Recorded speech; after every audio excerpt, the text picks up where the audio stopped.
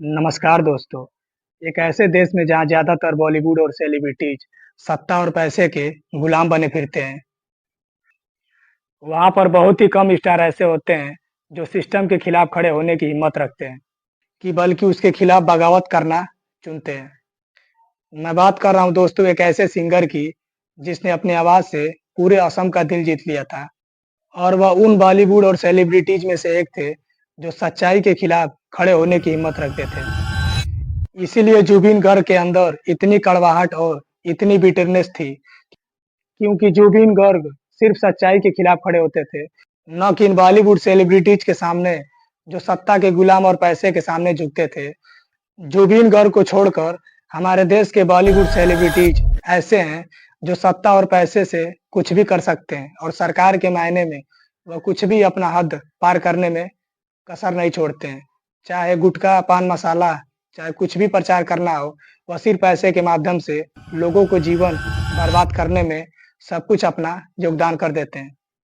इन बाकी सेलिब्रिटीज में से जुबिन गर्ग इन्हीं कुछ बागियों में से एक थे। असम में दोस्तों 19 सितंबर साल 2025 का दिन हमेशा के लिए इतिहास में दर्ज हो गया है। उस दिन समुद्र की लहरों ने सिर्फ एक ऐसे इंसान को नहीं, बल्कि एक पूरी पीढ़ी की आवाज को अपने अंदर समा लिया था। जुबिन गर्ग का नाम हर गली, हर नुक्कड़ और हर त्योहार और हर दिल के धड़कन में बसा हुआ है। जैसे ही जुबिन गर्ग की मौत की खबर सामने आई, पूरा असम ही थम गया था। कॉलेज स्टूडेंट से लेकर सिक्योरिटी में तैनात पुलिसमैन, सोशल मीडिया इन्फ्लुएंसर से लेकर ऑफिस जाने वाले लोग, कोई भी जुबिन गर्ग की मौत के आंसू को रोक नहीं पाया था। जुबिन गर्ग की मौत के बाद सारे ऑफिसेस बंद हो गए थे और सरकार को 3 दिन की ऑफिशियल मॉर्निंग अनाउंस करनी पड़ी थी। और जब जुबिन की डेड बॉडी असम पहुंची तो इसकी एक झलक पाने के लिए लाखों लोग सड़कों पर उतर आए। अगर आप असम में नहीं हैं तो आपके दिमाग में सवाल जरूर उठ रहा होगा दोस्तों, क्योंकि आखिर एक सिंगर की मौत पर पूरा राज्य क्यों ठहर गया है? इसका जवाब है दोस्तों, क्योंकि जुबिन गर्ग सिर्फ एक सिंगर ही नहीं थे, बल्कि वह देश के एक ऐसे सिंगर थे जिन्होंने असम का पूरा दिल जीत लिया था। वहाँ के आम जनता के लोगों में वह धड़कन में पूरी तरह से बसे हुए थे। इन सब बातों को जानकर सवाल ये उठता है कि दोस्तों, आखिर जुबिन गर्ग की मौत कैसे हुई थी और इसके पीछे की असली सच्चाई क्या है? चलिए आज के इस वीडियो में दोस्तों इसे गहराई से समझते हैं और सबसे पहले इस मुद्दे पर चलते हैं। यह बात है दोस्तों अर्ली साल 1919 की, जहां जुबिन गर्ग ने एक ऐसे समय पर म्यूजिक की दुनिया में अपना कदम रखा था, जहां असम में एक अलग ही देश मांग करने वाला संगठन अपने पीक पर था, जहां पर United liberation front of Assam को बनाने की मांग की जा रही थी, जहां पर इन लोगों में जुबिन गर्ग ने एक नई उम्मीद जगाई थी, जहां उनका प्यार, निराश और होप को लेकर उनकी मेलेडीज असम में चल रहे वायलेंस के बीच एक ताजी हवा की तरह चल रही थी। जुबिन गर्ग के गानों ने पूरी जनरेशन को प्यार के बारे में सिखाया था, जहां पर उनकी अनामिका असम की रॉक एल्बम थी। यह एल्बम हिट होते ही इंस्टेंट हिट साबित हुई थी और जुबिन गर्ग रातों रात एक स्टार बन गए थे। और कहा जाता है कि साल 1919 में जुबिन गर्ग को असम की जरूरत थी, क्योंकि उन्हें एक ऐसा सिंगर चाहिए था जो उनके कंट्राडिक्शंस और उनके इनसिक्योरिटीज और उनके कल्चरल प्राइड के गानों के जरिए इन सब बातों को बयां कर सके।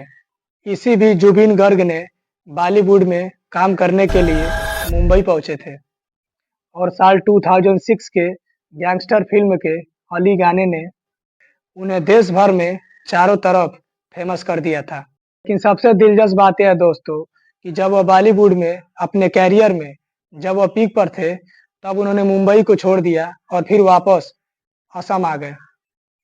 जुबिन गर्ग ने एक इंटरव्यू में कहा था कि मुंबई के बॉलीवुड में बहुत ही एटीट्यूड है और जुबिन गर्ग ने भी कहा था कि वह असम में एक राजा की तरह रहते हैं और उन्होंने ये भी कहा था कि राजा को कभी भी अपना किंगडम नहीं छोड़ना चाहिए। जुबिन गर्ग ने अपने कैरियर में कुल मिलाकर 40 से ज़्यादा भाषाओं में 38,000 से ज़्यादा गाने रिकॉर्ड किए हैं। लेकिन ट्रेजेडी यही है कि इतने टैलेंट के बावजूद भी उन्हें बहुत ही कम पैसे मिलते हैं। इनके मैनेजर ने रिवील किया है कि इनके 38,000 रिकॉर्डेड गानों के राइट्स प्रोडक्शन हाउसेस और म्यूजिक कंपनी के पास थे, जिससे जुबिन गर्ग को सिर्फ वन टाइम रिकॉर्डेड फीस ही मिलती थी। अब यहाँ तक की कहानी सुनने के बाद आपके मन में सवाल जरूर उठा होगा दोस्तों कि पॉपुलर आर्टिस्ट तो पहले भी बहुत सारे ऐसे हुए हैं, लेकिन इन सारे आर्टिस्ट में से जुबिन गर्ग क्यों इतने खास हैं? इसका जवाब है दोस्तों कि जुबिन की पॉपुलैरिटी केवल उनके म्यूजिक टैलेंट की वजह से नहीं थी। जुबिन लोगों के बीच लोगों के लिए जीते थे।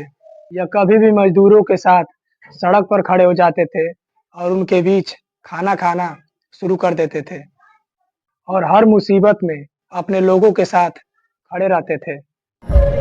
और हर रोज लोग इनके स्टूडियो के बाहर मदद के लिए सामने आते थे। इससे उनको कभी भी खाली हाथ वापस लौटना नहीं पड़ता था। और जब भी असम में बाढ़ आती थी, तो जुबिन खुद सबसे पहले लोगों के बीच खड़े हो जाते थे और उनकी मदद करने के लिए अपना सब कुछ गवा देते थे।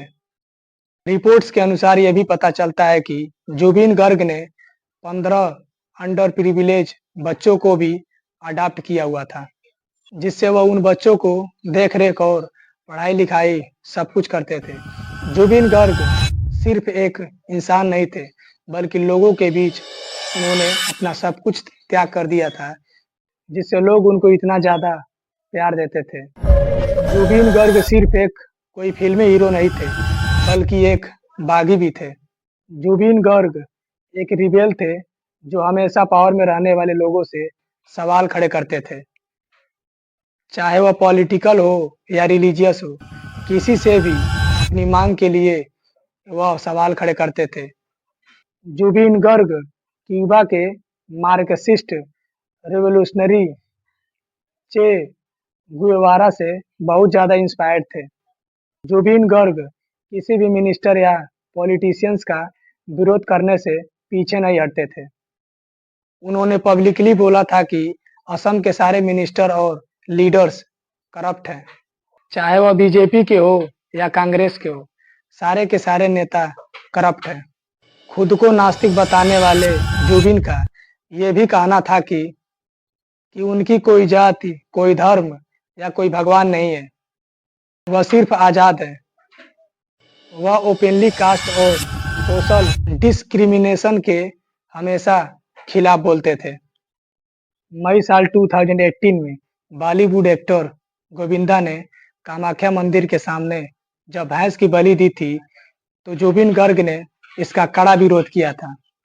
जुबिन गर्ग को असम के कल्चर और असमी भाषा में बहुत ज़्यादा प्यार था, लेकिन फिर भी वह कोई सावनिस्ट नहीं थे। अप्रैल साल 2013 में उल्फा के एक फैक्शन ने असम के सिंगर को वार्निंग दी थी, जो उल्फा के खिलाफ खड़े होते थे और उसका कड़ा विरोध प्रदर्शन करते थे। जुबिन गर्ग ने कहा था कि म्यूजिक की कोई भाषा नहीं होती है, लेकिन उल्फा ने इन्हें गोली मारने की चेतावनी दी थी, लेकिन जुबिन गर्ग ने इसका कड़ा विरोध प्रदर्शन किया था, कड़ा विरोध करते थे और इसके खिलाफ खड़े होते थे। जुबिन गर्ग ने अपने लोगों के लिए किसी भी सरकार का विरोध प्रदर्शन करने से पहले 2 बार नहीं सोचते थे। जब मोदी सरकार सीएए को लेकर आई, तो जुबिन गर्ग एक आर्टिस्ट के तौर पर अपनी रिस्पॉन्सिबिलिटी से पीछे नहीं हटे थे, बल्कि इस विरोध प्रदर्शन का एक बड़ा फेस बन गए थे। उन्होंने सीधे तौर पर कहा था कि वह असम में मर जाएंगे, लेकिन सीएए को लागू नहीं होने देंगे।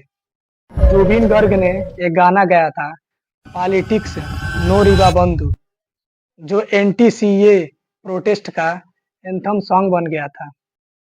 जुबिन गर्ग इन्वायरमेंटल को लेकर भी बहुत ज़्यादा एक्टिव रहते थे। साल 2024 में जब बीजेपी सरकार एक फ्लाईओवर बनाने के लिए पेड़ काटने जा रही थी, तब लोकल लोगों के साथ जुबिन गर्ग भी इस प्रोटेस्ट में शामिल हो गए थे। तब उन्होंने यहाँ तक कहा था कि अगर सरकार को पेड़ काटने हैं तो वह उन्हें भी काट सकती है। इन सब बातों को जानकर ये आपको भी पता चल जाएगा दोस्तों कि जब एक सेलिब्रिटीज अपनी आवाज़ को उठाता है तो कितना फर्क पड़ सकता है सरकार के खिलाफ।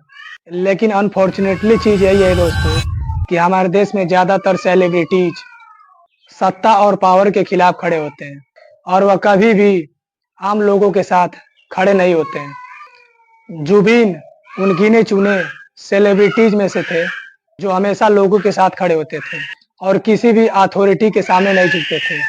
और यही कारण है दोस्तों कि आज जुबिन के लिए लाखों लोग सड़क पर उतर आए हैं, क्योंकि एक्चुअली में लोग उन्हें सही मायनों में रेस्पेक्ट करते हैं।